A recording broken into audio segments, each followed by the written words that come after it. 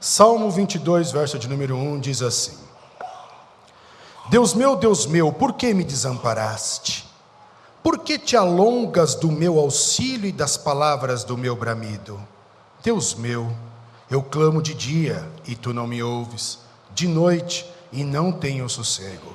Porém tu és santo, tu que habitas entre os louvores de Israel. Em ti confiaram os nossos pais, confiaram e tu o livraste.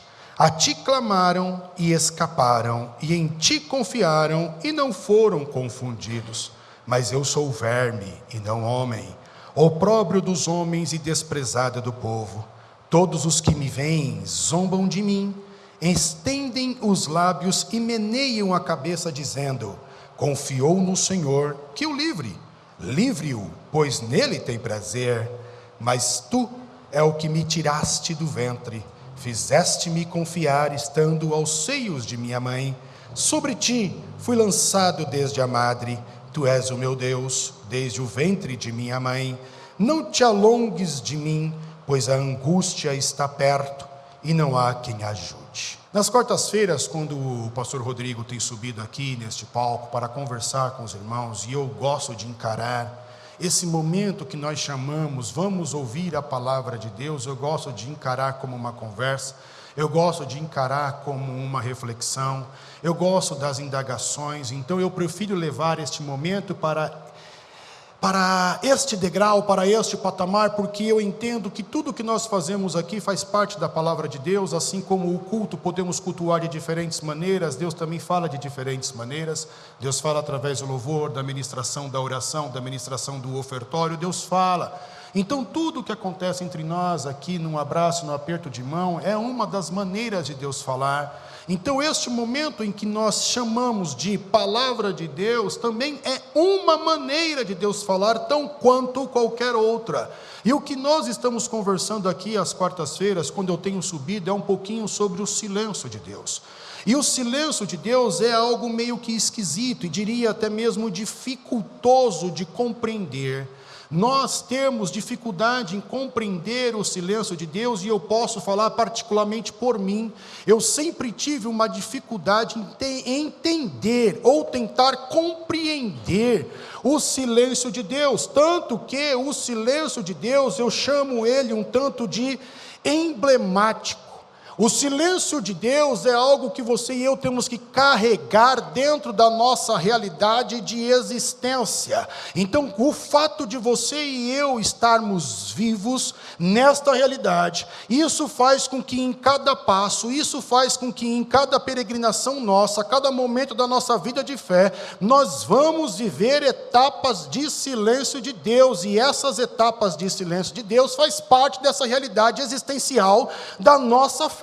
E o que nós temos falado até aqui é que o silêncio de Deus, ele faz parte da construção do diálogo, e quando Deus na construção do diálogo está em silêncio, é que ele está respeitando o teu momento de fala ou o teu momento de vida. Falamos ainda que Jesus, ele é a expressão falada em movimento de Deus Pai na terra. Falamos também que precisamos muito mais do que ouvir Deus, perceber Deus, porque quando falamos de Deus fala, nós entendemos principalmente que Deus fala no sentido da audição. Então Deus está falando e eu capto com a minha audição, mas nem sempre Deus fala desta maneira. Então muito mais de ouvir Deus, nós temos que perceber Deus quando Ele fala.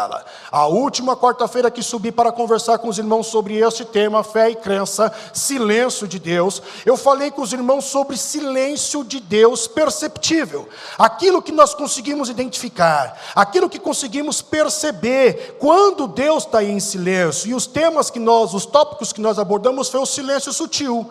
Há um silêncio sutil de Deus, onde Deus está em silêncio porque a criatura está falando. Depois falamos sobre o silêncio de Deus porque eu fiz alguma coisa.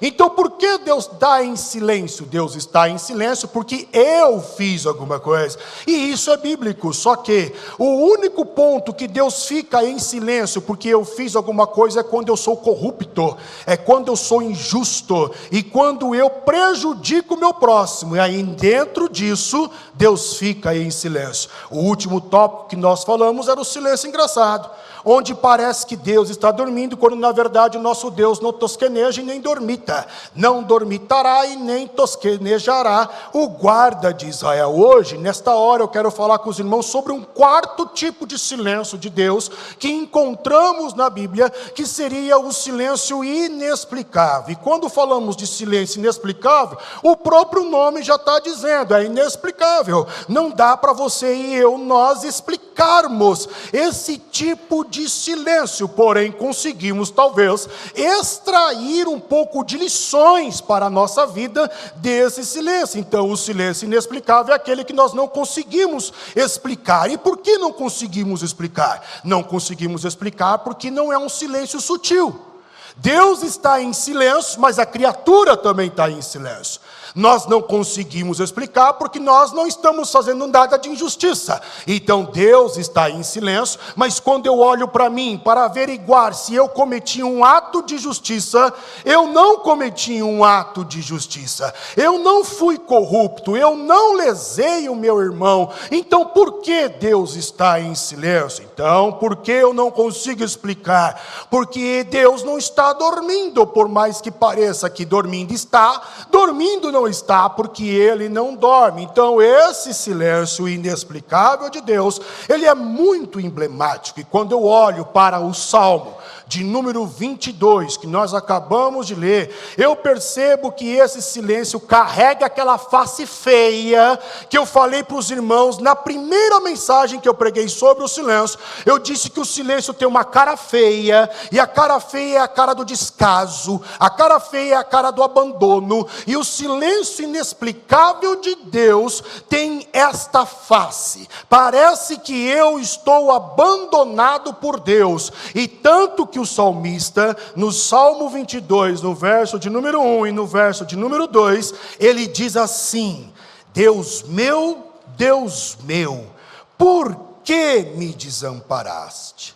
Por que te alongas? Ou seja, por que te está longe para me auxiliar? E por que você está longe das palavras do meu gemido? Deus meu, eu estou clamando de dia, e o Senhor não está ouvindo, de noite quando eu deveria descansar, eu não tenho paz, eu não tenho sossego. E no verso de número 4 ao verso de número 6, ele complementa esse desespero, esse sentimento de abandono, e assim ele diz: em ti confiaram os nossos pais, confiaram e tu os livraste, a ti clamaram e escaparam, em ti confiaram e não foram confundidos, mas eu sou verme, não sou homem, eu sou opróbrio dos homens e desprezado do povo. Vamos tentar entender o que é que o salmista está querendo dizer aqui nesses versos de 4 a 6, é mais ou menos assim: Deus, eu não sei o que é que está acontecendo na minha vida, eu já pensei, eu já conversei com o Senhor, eu já li a tua palavra, já acordei de madrugada, já orei, eu já até tive uma sessão pastoral com o pastor, conversei com ele pelo WhatsApp, troquei ideia com o líder do departamento, e eu não sei o que está acontecendo na minha vida. Eu não sei por que é que o Senhor está calado. Eu não sei se fiz alguma coisa e o que fiz eu não sei. Eu não sei porque o Senhor não me responde. Eu não sei porque parece que o céu, o teto está blindado. Eu não sei porque é que eu sinto essa frieza. Eu não sei porque é que eu sinto esse vazio. Eu não sei porque é que eu sinto esse desespero. Eu estou clamando, o Senhor não está me ouvindo. Só que o que eu acho engraçado, meu Deus, é que os meus pais clamaram, os meus ascendentes clamaram, e o Senhor ouviu eles. E eu acredito no Senhor, como eles ouviram o Senhor, só que o Senhor ouviu eles, respondeu eles, mas a mim, o Senhor não responde, o Senhor não fala, O que é que tem de diferente dos meus pais para comigo? Que o Senhor não fala comigo, mas falou com os meus pais, e o Senhor os livrou. Eu estou me sentindo abandonado.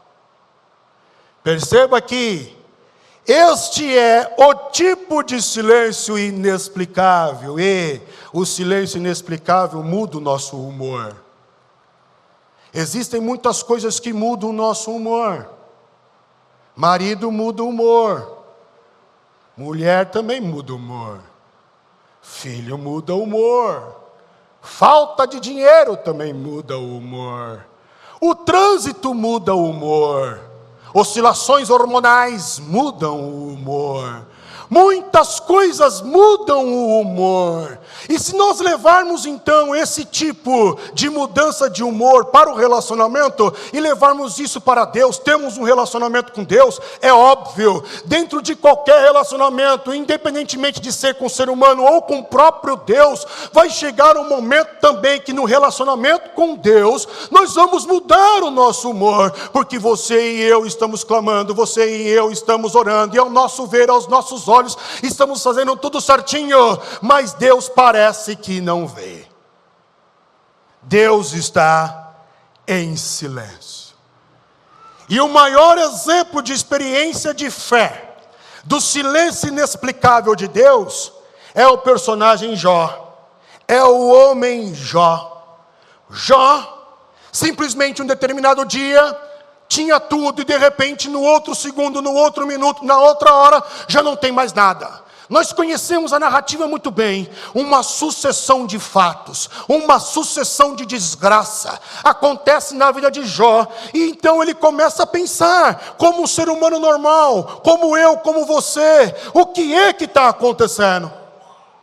Eu não estou entendendo o que é que está acontecendo. Os amigos chegam e ficam calados, mas aí vem a mulher e diz: amaldiçoa o teu Deus e morre. Blasfema contra o teu Deus, deixa o teu Deus, larga o teu Deus, porque Ele não está te ouvindo. E não só isto, agora os amigos resolveram quebrar o silêncio e resolveram acusar Jó. Jó então perde tudo, Jó fica à deriva. Jó não sabe o que está acontecendo, Jó está perdido, e este mesmo Jó, ele se sente abandonado. E quando você e eu vivemos a experiência do silêncio inexplicável de Deus, onde nós já fizemos uma reflexão e não tem essa explicação, então nós começamos a fazer perguntas, e dentre elas, geralmente essas perguntas começam com por quê? Por que Deus? Por que que o meu filho é assim? Por que que eu estou passando por isso? Por que que meu marido é assim? Por que que fulano não muda? Por que que eu já estou orando há 40 anos para o Beltrano e não tenho resposta sobre esta questão? Por quê? Por que que eu estou passando por isso? Eu não plantei isso, Deus. Eu não coloquei isso na terra, então eu não deveria estar colhendo estas coisas. Por quê? Possivelmente Jó fez essas perguntas. Outro exemplo de outro personagem que viveu o silêncio inexplicável de Deus foi um profeta.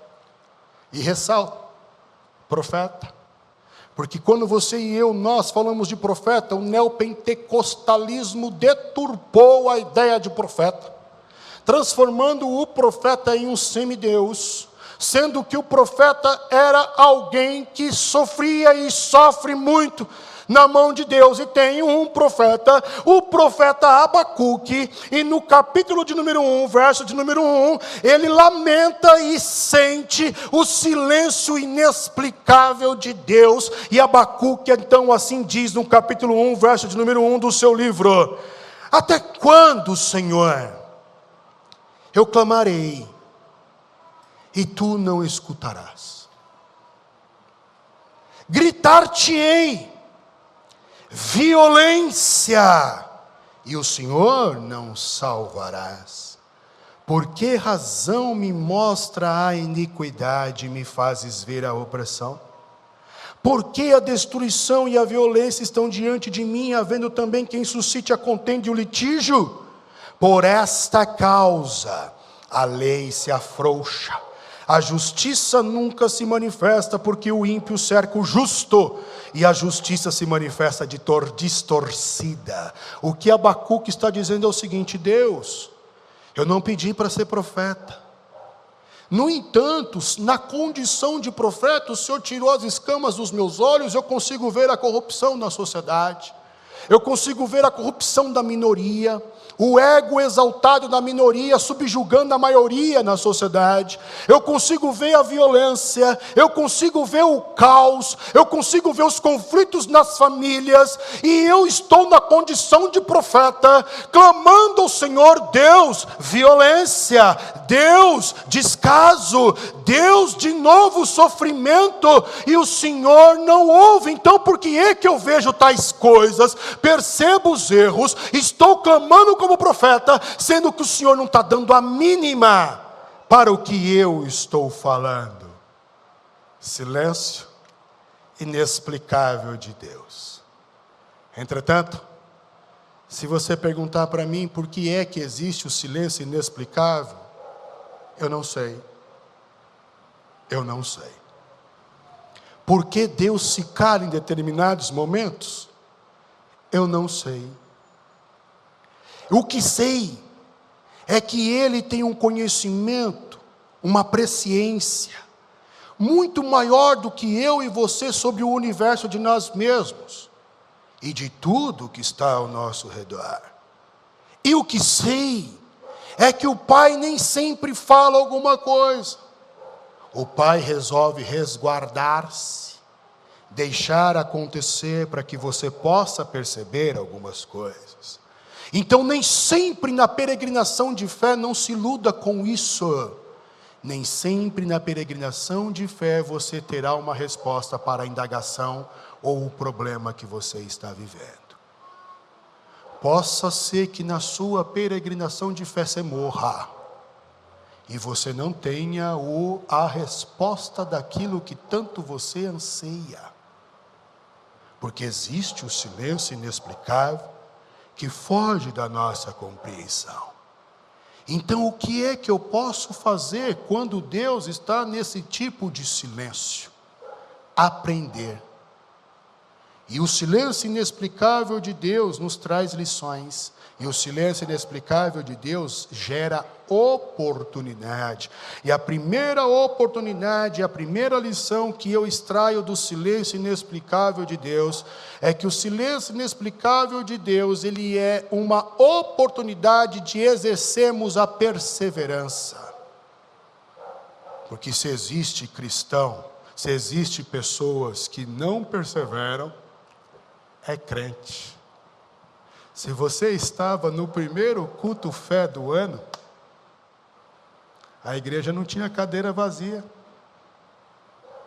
E fui eu que preguei no primeiro culto fé de 2024. Eu lembro como se fosse hoje, eu falei: eu vou fazer questão de registrar isso na minha memória. Eu disse: vamos ver quando chegar para novembro e dezembro como estará. Nós estamos vendo. Nós não somos constantes. Então você vai fazer a academia e paga lá, e tem até o cartão, você paga 3 meses, 6 meses, mas não vai no primeiro dia, no segundo, no terceiro, você já até reduziu a série, reduziu o número de repetições, no quarto dia você já não vai, no quinto, porque no quarto você não foi, você quebrou, então você já não vai mais, aí você vai esperar a semana que vem, mas aí como você já quebrou mesmo, você está muito atarefado, cansado, você também não vai. Se tem gente que não persevera, é crente. Não consegue continuar, e a Bíblia diz que o melhor não é o começo das coisas, é o fim das coisas. Começar, todo mundo começa num gás. Ano novo, meta nova, dia novo. Deixa eu dar uma fechada para tu ver. Esse dia novo, acabou o dia. Aí você desconta em todo mundo, até no cachorro que não tem culpa de nada. O bom não é o começo, é o fim.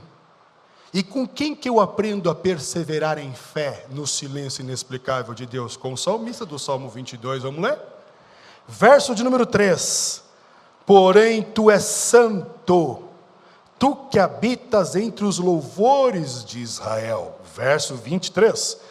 Vós que temeis ao Senhor, louvai-o todos vós, semente de Jacó, glorificai-o e temei-o todos vós, semente de Israel. Verso 26, os mansos comerão e se fartarão, louvarão ao Senhor os que o buscam, o vosso coração viverá eternamente. Irmãos, eu não sei se você percebeu a leitura, porque eu li também um pouco correndo, mas se você percebeu, é o mesmo salmo que nós usamos no começo. É o mesmo salmo que o salmista começa no verso de número 1, Deus meu, por que me desamparaste? Mas aí já chega no verso de número 3, ele já está louvando. E no verso de número 23, ele está convidando outros para louvar. E no verso de número 26, ele já está agradecendo por aquilo que nem aconteceu ainda. O que é isso se não perseverar? Nem parece o mesmo camarada, dos mesmos versos, da mesma narrativa, da mesma história, nem parece. O cara estava abandonado, se sentindo abandonado, e agora ele está convidando outros a louvar por aquilo que ainda iria chegar. Isso é perseverar. O silêncio inexplicável de Deus é uma oportunidade para você continuar firme e constante, não parar de trabalhar, não parar de orar, não parar de ler, não abandonar os cargos, não sair dos grupos que você faz parte, que você se comprometeu, ou você achou que o trabalho é sinônimo de lazer, você achou que não teria trabalho no trabalho. É isto? Ou você achou que você teria a capacidade no começo, mas depois você identificou que não tem a capacidade. Você acha que um crente não vai ter crise de fé, ou individual, ou pessoal? Você acha que o diabo não vai jogar uma flecha para te atirar uma crise e você duvidar de você mesmo, dos dons, dos talentos que Deus te deu?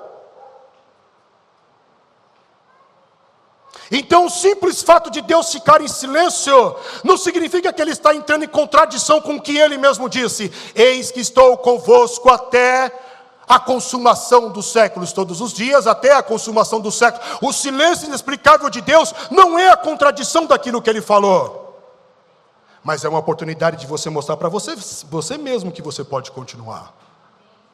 Não desista, persevere. Continue firme, para de falar que você vai abandonar, que você vai deixar, porque se você ficar falando assim, eu vou abandonar, Deus vai falar, tá bom filho, deixa.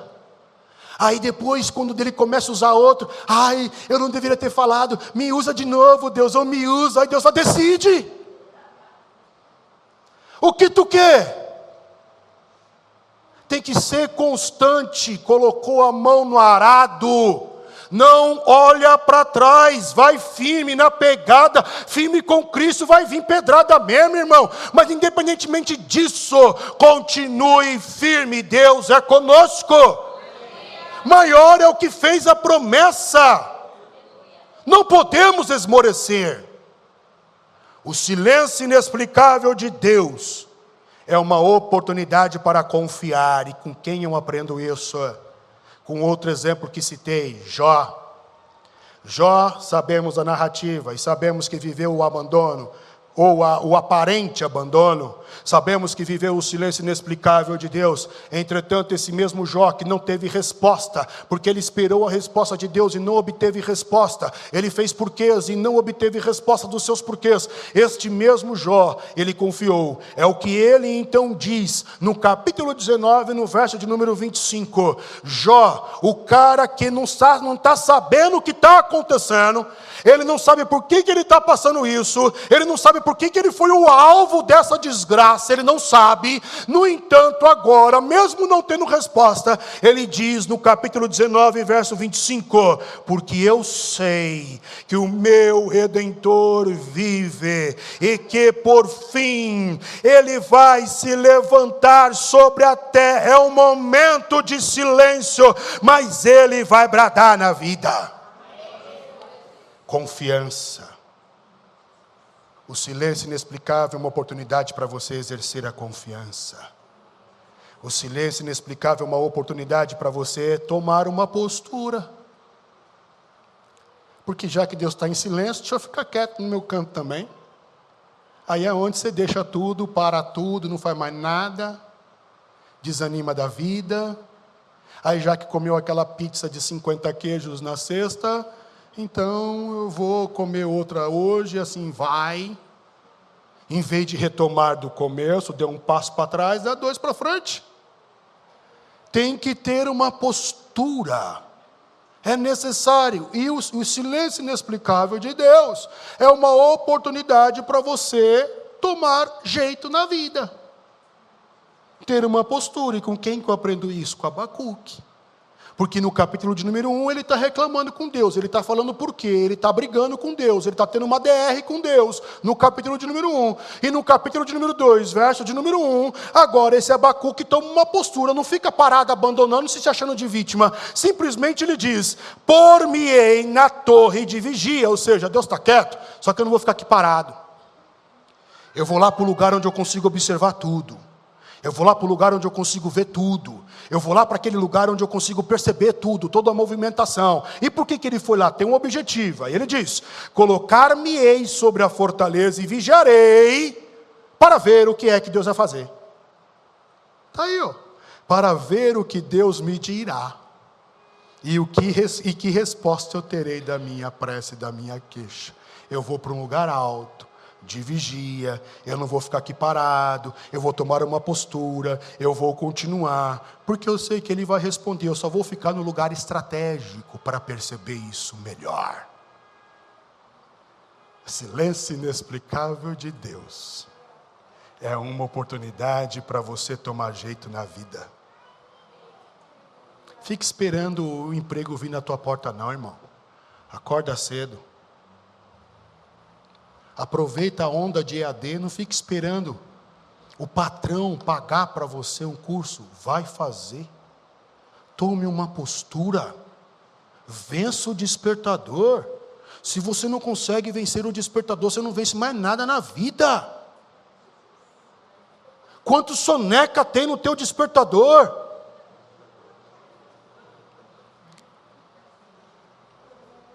Minha mãe dizia que quando ela morava na roça, que o galo cantava, o cavalo levantava na hora.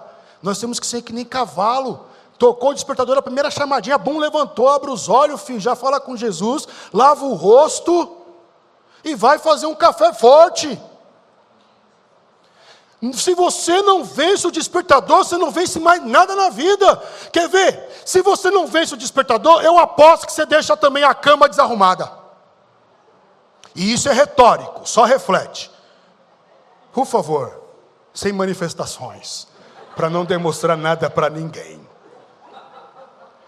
A pessoa que não vence o despertador, deixa a cama lá para outro vir depois e arrumar, porque ele sai correndo, porque sempre está atrasado, porque nunca consegue vencer o despertador. Então não se arruma. É capaz de confundir os sapatos, pé de um com o pé do outro. Meia, porque não consegue vencer. Toma uma postura, irmão. Toma um jeito na tua vida. Ou você acha que Deus vai pegar e vai levantar você? Vai.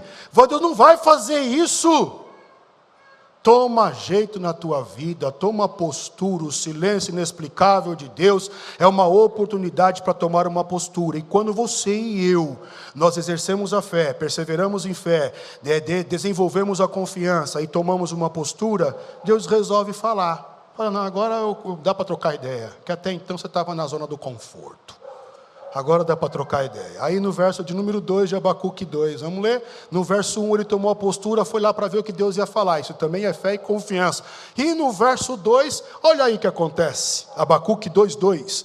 Então o Senhor me respondeu. Mas primeiro perseverou em fé, tomou a postura, confiou, não ficou parado. Então o Senhor me respondeu e disse, escreve a visão. Ó, pega a visão aí, irmão, pega a visão. Oh, glória.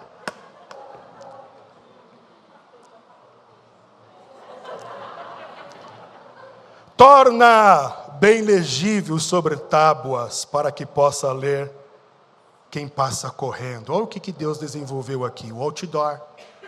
Quando você está correndo nas estradas, na rua, tem lá o outdoor, a letra é grande, está em tábua, e todo mundo que passa correndo consegue ler. Deus desenvolveu o outdoor. É o seguinte, o que eu vou te falar, você escreve aí bem grandão, coloca bem no alto, para todo mundo que passar correndo. Depois vão dar o nome disso de outdoor, mas eu já estou te falando aqui, Abacuque, para todo mundo ver o que é. Deus responde. Mas depois você tomou postura, depois você tomou jeito. A mudança começa aqui, e depois o corpo segue. O emagrecimento começa aqui, e depois o corpo segue. A disposição começa aqui, e depois o corpo segue. Isso é conversão de mente. Você lança o teu entendimento, a tua mente, e todo o teu corpo vai junto. Por isso que Jesus disse: amarás o Senhor teu Deus de todo o teu coração, de toda a tua alma e de todo o teu entendimento. Que Deus fale com você, mas que você abra os olhos para tomar uma postura, para confiar e para preservar em fé. Meu desejo é que você e eu façamos o que os outros não estão fazendo e vivamos como os outros não estão vivendo. E se todos estão seguindo para um lado, não é porque a massa está indo para aquele lado que aquele lado é o correto, é o bom, nem sempre. Jesus, uma de suas características no seu ministério era a solidão. Por mais que tivesse grande multidão, mas era interesse. Nem todos estavam com o coração voltado para Ele. Então, o meu conselho: faça diferente, seja diferente, viva diferente. Não blasfeme quando sentir o silêncio de Deus. Entenda que ou Ele está esperando você falar, ou está respeitando o teu momento, ou simplesmente Ele está querendo que você tenha uma postura e exerça a sua fé. Que Deus abençoe sua vida, no nome de Jesus.